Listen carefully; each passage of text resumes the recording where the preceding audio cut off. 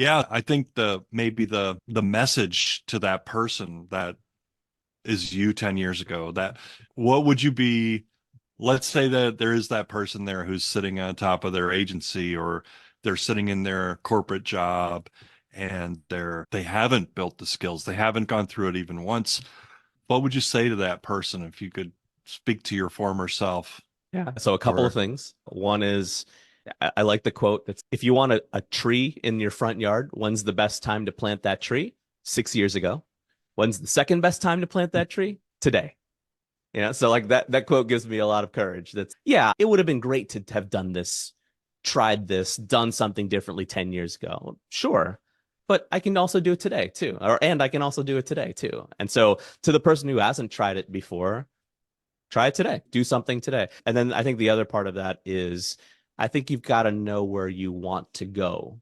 I'm a big believer in if you don't know what you want, you don't know that you'll get there.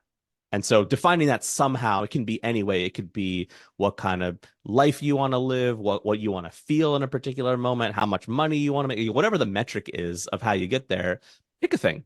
And you don't have to stick with it. One of the things that we have in our family is we try things for 12 weeks. A quarter is a good amount of time. So try for 12 weeks.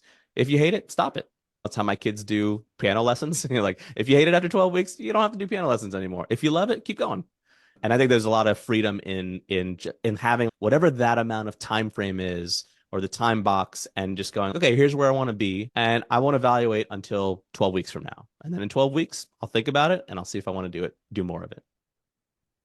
I really like what you said about process over outcomes too, because a lot of people are talking about outcomes these days. I've heard a lot of outcomes over outputs or goals and all that. And I'm not saying that those things aren't important. I think they are. But at the same time, it's important to enjoy the journey that you're on every day. And I think there's something also about growth.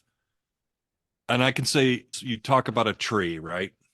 You plant a tree today, but you don't expect to see a tree there, right? Right. There's something about, I don't think you said this explicitly, but there's something about patience.